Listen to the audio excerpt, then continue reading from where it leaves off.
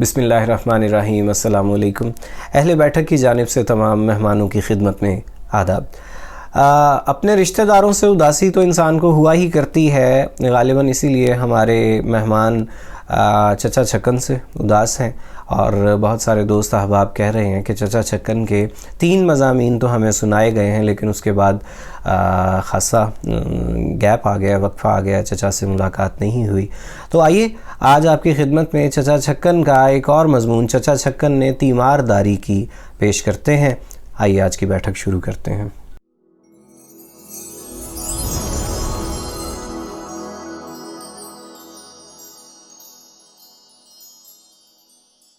चचा छक्कन दिल में बखूबी जानते थे कि तीमारदारी उनके बस का रोग नहीं है।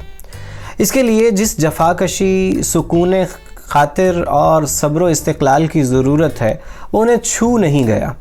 इसी वजह से आम तौर पर अपनी तीमारदारी को अयादत के दर्जे से आगे बढ़ने नहीं देते थे। लेकिन तबीयत के हाथों ऐसे नाचार हैं कि ज़रा सी बात में ताव खा जाते हैं। चुनांचे एक रोज़ आगा पीछा सोचे बग़ैर तीमारदारी के मैदान में जौहर दिखाने पर आमादा हो गए। कुछ ऐसा मालूम होता है कि चची के सलीक़े में उन्हें अपने सुगड़ापे की तौहीन नज़र आती है। फिर अगर किसी बात में चची अपनी अर्क़रेज़ी और उनकी फ़राग़त की तरफ भी इशारा कर दें तो चचा आपे से बाहर हो जाते हैं और दिले नातवा मुकाबला किए बग़ैर रह नहीं सकता। खैर, घर के दूसरे क़िस्सों में जो आए दिन पेश आते रहते हैं, इन मुकाबलों का नतीजा सबक आमोज़ हो या ना हो, चचा गैरत वाले हैं तो आइंदा किसी तीमारदारी का बीड़ा तो उठाएंगे नहीं। बात यूँ शुरू हुई कि पिछले दिनों लल्लू गरीब को निकला मोती झरू। शब बारात से अगले रोज़ जो हलहला कर बुखार चढ़ा है तो 21 दिन गुजर गए, टस से मस ना हुआ। घर में काम करने वाली ले दे के एक चची, वो गरीब क्या क्या करें, घर उठाएं, हंडिया चूल्हा देखें, बच्चे संभालें या हर वक्त बीमार की पट्टी से लगी बैठी रहें। इधर बीमार के पास आकर बैठी, इधर मामा की आवाज़ आई, बीवी दाल दे जाती तो मैं चुन लेती, नहीं तो किरकिल रह जाएगी।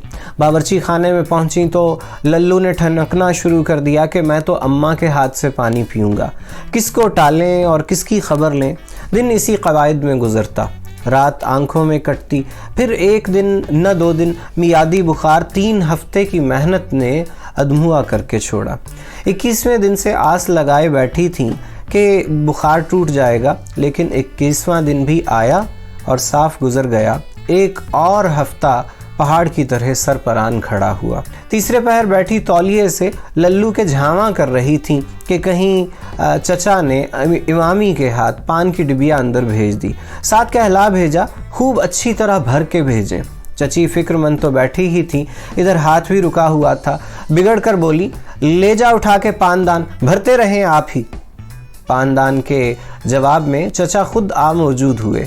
वो पानदान भेज दिया तुमने? चची गुस्सा कड़वे घूंट की तरह पी कर रह गईं। सिर्फ इतना और कहा कि बीमार की चारपाई उठवाकर भेजती। चचा को इसकी शरह समझने की जुर्रत नहीं हुई। चची के तेवर बेढब थे। लल्लू से मुखातिब हो गए, क्यों बे यार लल्लू, रावी चैन लिखता है ना, बड़े ठाठ से झावा कर रहे हैं उस्ताद, अब ये तुम उठते कब हो भला? चची से रहा ना गया, बोली, जल्दी उठ बैठ बेटे, अब्बा फिक्र के मारे दुबले हुए जा रहे हैं। अब इतने खुले वार पर चुप रहना चचा के लिए मुमकिन न था। बोले, यानी तुम समझती हो कि तुम्हारे सिवा किसी को बच्चे की फिक्र नहीं है? बड़ा तीर मारा कि 2 रोज़ तीमारदारी कर ली।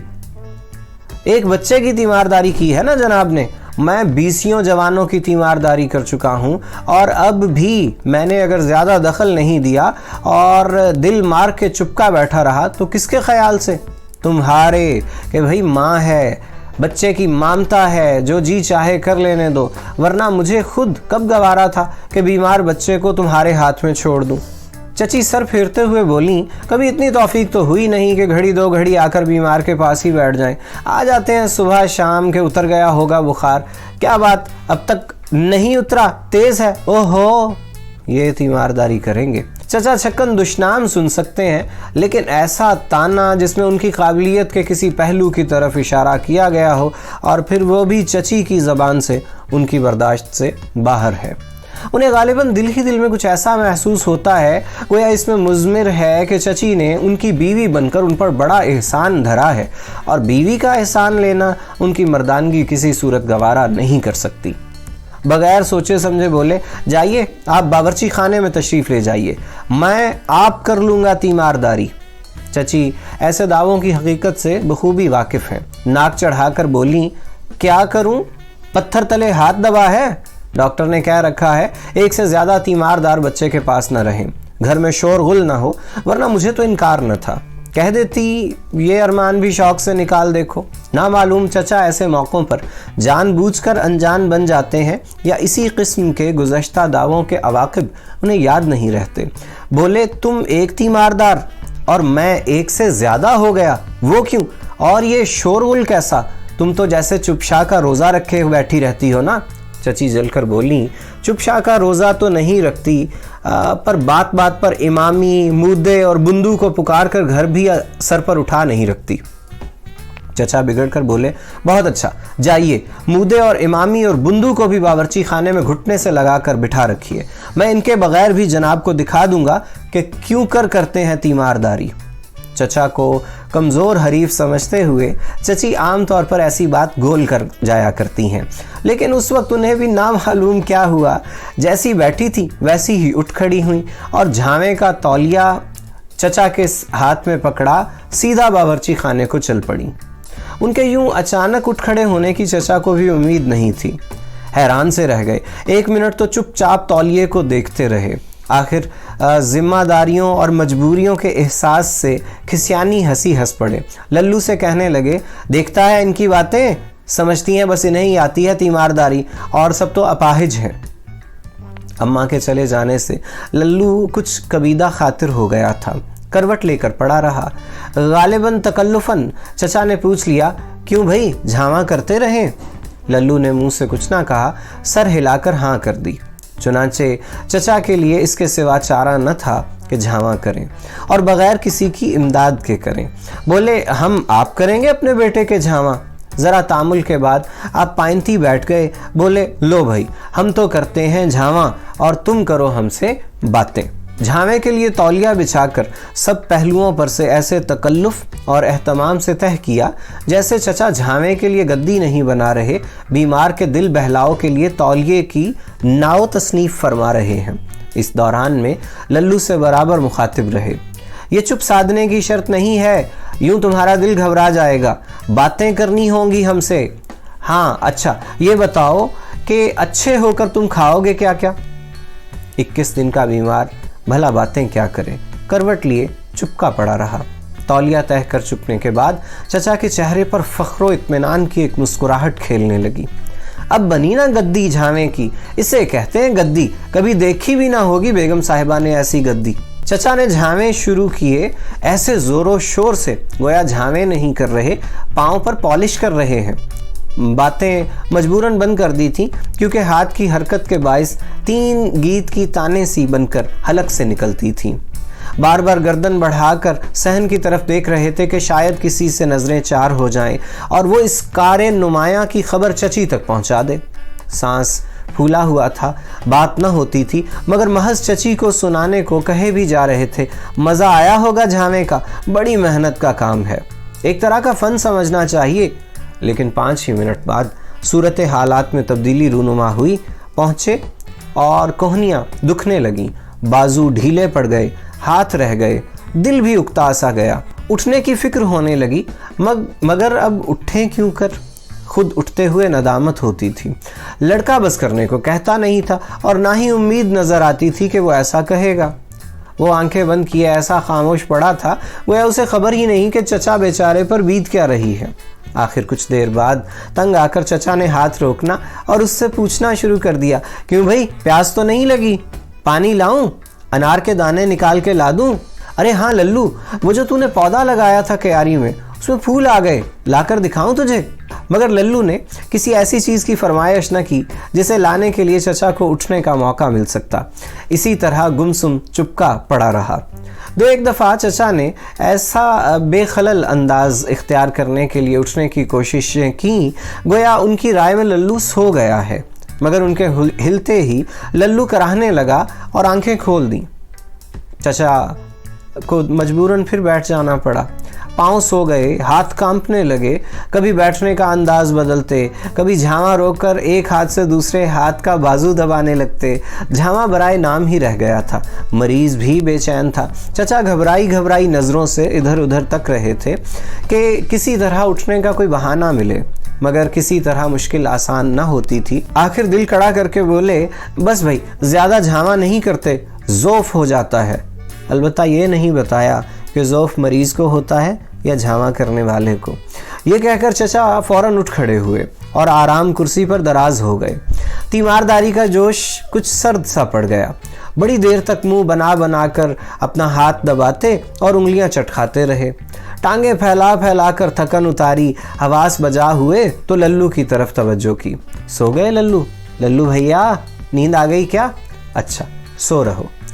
बाहर चची ने आवाज़ सुन ली और छुट्टन के हाथ कहला भेजा कि सोने नहीं देना क्योंकि दवा का वक्त है। सरहाने छोटी मेज़ पर दवा की शीशी रखी है, उसकी एक खुराक दे दो।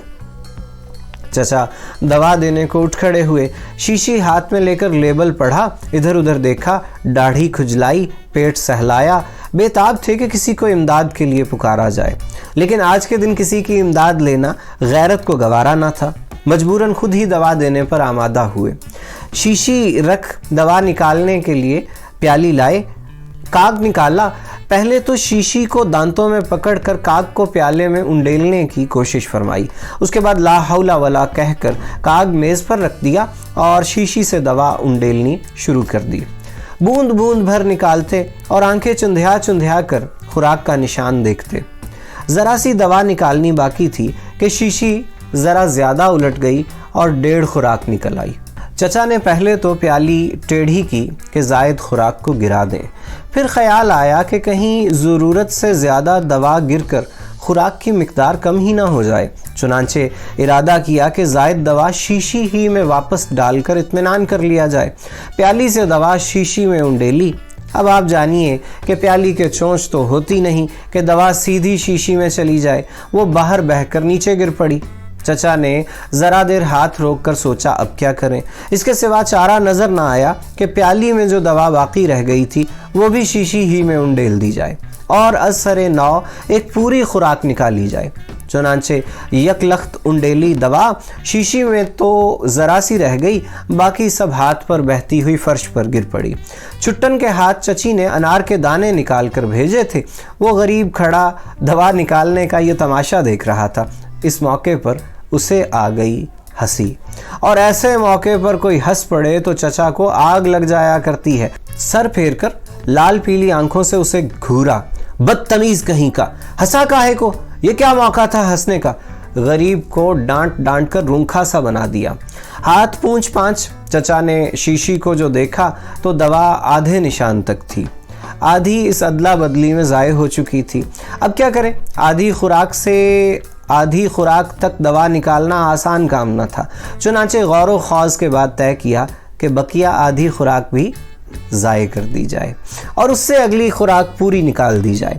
चूँकि बाकी खुराक मरीज़ को न देनी थी बल्कि ज़ाय ही करनी थी, इसलिए एहतियात से निकालने की ज़रूरत तो थी नहीं। दरवाजे में जाकर बेफिक्री से शीशी दरवाजे में उलट दी। अब जो शीशी आंखों के सामने लाकर देखते हैं तो दवा फिर आधे ही निशान तक थी, मगर अगली से अगली खुराक के आधे निशान तक। चचा झिंझला उठे। बेसाख्ता चंद नागुफ्ता बह कलमात उनकी ज़बान से निकल गए, मगर कहरे दरवेश बर जाने दरवेश कर क्या सकते थे। इमामी बुंदू का कसूर तो था नहीं कि गुल मचा कर दिल की भड़ास निकाल लेते। अगली आधी खुराक ज़ाय करने के अमल में फिर मसरूफ़ हो गए।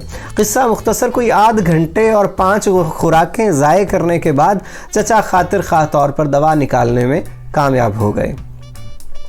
इतनी देर में लल्लू की आंख लग चुकी थी। उसे जगाया, वो ठनकता हुआ जागा। बच्चे के ठनकने और रोने से चचा की तीमारदारी पर बहरहाल हर्फ आता था। दबी ज़बान से उसे चमकारा और उससे कई तरह के झूठे वादे किए। एक तो जनाबे मन हम तुम्हारे लिए डोर की पूरी रील मंगवाएंगे, और जनाब दूसरे गुलशन से कहा है कि 1 दर्जन रंग बरंग की कनकियाँ बनाकर लाएगा। बस इधर तुम अच्छे हुए, उधर पेच लड़ने का सामान हाजिर हो गया। चचा चारपाई पर चढ़े, सहारा देकर लल्लू को उठाया। दवा देने लगे तो ख्याल आया कि कुल्ली के लिए पानी तो लाए ही नहीं। उसे फिर लेटा भागे भागे पानी लेने के लिए चले गए। पानी की प्याली मेज़ पर रखकर फिर चारपाई पर चढ़े। लल्लू को उठाया, समझा बुझा कर बहज़ार दिक्कत दवा देने पर आमादा किया। अब जनाब ने क्या तमाशा किया कि पानी की प्याली तो उसके मुंह से लगा दी और कुल्ली के लिए दवा की प्याली हाथ में थामे बैठे रहे। जब उसने खुद ही ठनक कर बताया कि ये तो दवा के बजाय पानी पिला दिया है, तो आपको अपनी गलती का एहसास हुआ। नदामत तो क्या होती, ओहो कहकर प्यालियां बदली और दवा की प्याली लल्लू को दे दी। खाली प्याली उसके हाथ से लेकर कुल्ली के लिए पानी दिया तो अब उगालदान का ख्याल आया। घबरा कर उगालदान लेने को लपके। बच्चे का सर धड़ से तकिए पर आ गिरा। इधर दवा से उसका मुंह कड़वा, इधर लगा सर को धचका, जोर जोर से रोने लगा। आप कभी उसके आगे ग्लास करते हैं, कभी उगालदान करते हैं, कभी अनार के दाने उसको पेश करते हैं, मगर बीमार की जिद, वो किसी चीज़ की तरफ आंख उठाकर नहीं देखता। अम्मा अम्मा कहकर रोए जा रहा है। चचा घबरा घबरा कर कभी लल्लू को देखते हैं, कभी दरवाजे को कि कहीं चची आ ही ना जाए। बच्चे को कभी लिपटाते हैं, कभी मिन्नतें खुशामदें करते हैं, मगर उस पर मुतलक असर नहीं होता। मजबूरन चची की सामे नवाजी को बुलंद आवाज़ में कहना शुरू किया, अब हमने तो दवा में कड़वाहट नहीं मिला दी, ऐसी ही होती हैं दवाएं, इन डॉक्टरों की दवाएं ऐसी ही होती हैं, हमारा कोई कसूर हो तो हम जिम्मेदार, यूं अम्मा ही को बुलाने में जी चाह रहा है तो तुम्हारी मर्जी। चची बावर्ची खाने से फारिग होकर चचा के पानों की डिब्बियां भर रही थी। वहीं से बोली, आई बच्चे आई। जितने में चची आई, लल्लू ने रो रो कर बुरा हाल कर लिया था, हिचकी बन गई थी। चचा के हाथ पांव अलग फूल रहे थे, अब उनसे तसल्ली भी न दी जा रही थी। अलग खड़े सरासीमा नजरों से उसे देख रहे थे। मुंह तक बात आती थी मगर निकल न पाती थी। दिलासा देने को हाथ उठाना चाहते थे मगर उठता ना था। चची आई तो चचा के हवास कुछ बहाल हुए। बोले, आप रोने लगे, बस मैंने तो दवा ही दी थी। चची ने पान मेज़ पर रख दिए और मेरा चांद मेरा लाल कहती हुई लपक कर सरहाने बैठ गईं। बच्चे का सर अपनी गोद में रख लिया और उसे सहलाने लगी। बच्चे को ज़रा सुकून हुआ तो चचा पान की तरफ मुतवज्जे हुए। पान खाते हुए अपने आप से कहने लगे, रट ही माँ की लग जाए तो बेचारा तीमारदार क्या करे। चची ने लल्लू के माथे पर हाथ फेरा तो ठंडा ठंडा था। हाथ देखे तो वो भी ठंडे। बोली, है इसे तो ज़ोफ़ का दौरा पड़ गया है। पिंडा ठंडा पड़ता जा रहा है, रंगत भी कैसी पीली पड़ गई है। अरे कोई दूध लाओ, दूध पीछे चूल्हे पर रखा है, बालाई हटा कर लाना। तीमारदारी से अभी चचा का बाज़ाब्ता छुटकारा तो हुआ नहीं था। प्याली उठाकर खुद दूध लेने के लिए रवाना हो गए। बावर्ची खाने में मामा आटा गूंद रही थी। दूध निकालने को उठने लगी। चचा के मुंह थी पीक। करके उसे रोक दिया। लड़के बढ़ने लगे। करके उन्हें भी रोक दिया। खुद देगची उठाई और दूध उंडेलने लगे। दूध जोश पर आकर ठंडा हो रहा था और उस पर आ चुकी थी बालाई। चची ने कहा था बालाई उतार कर दूध लाना है। बालाई हटाने को आप रखकर एक फूंक जो मारते हैं तो पान की सारी पीक देगची में दूध की अच्छी खासी चाय तैयार हो गई। अब चचा की हालत देखने के काबिल थी। कभी देगची को देखें, कभी खोए खोए इधर उधर को, कुछ समझ में ना आता था कि कसूर किसका है। एक मर्तबा देगची नीचे रख कर देखी, फिर उठाई, दूध को गौर से देखा, फिर नीचे रख दिया। उठ खड़े हुए, बीमार के कमरे की तरफ चले, फिर बावर्ची खाने में देगची के करीब आकर खड़े हो गए, फिर थोड़ी खुजाने लगे। आखिर सब कुछ छोड़ छाड़ कर बाहर अपने कमरे में चले गए और अंदर से चटखनी भी लगा ली। 1 मिनट बाद बाहर निकले और दूध की देगची उठाकर फिर अंदर घुस गए। इस वाक़ये से घर में जो तकद्दुर पैदा हुआ था वो लल्लू की सेहत याबी से पहले रफ़ा न हो सका। हमें यकीन है कि आज आप हमारे चचा छक्कन की तीमारदारी की सलाहियतों से भी ऐन उसी तरीक़े से मुतासिर हुए होंगे जैसा कि आप उनके तस्वीर टांगने से मुतासिर हुए थे, उनके सफ़र की तैयारी से मुतासिर हुए थे। और यकीनन आपको वीडियो पसंद आया होगा। तो अगर आपने चैनल को सब्सक्राइब नहीं कर रखा तो मुझे यकीन है आप अब कर लेंगे, और इस वीडियो को भी लाइक और शेयर कीजिएगा, और कमेंट्स तो आप करते ही हैं। आपका बहुत शुक्रिया।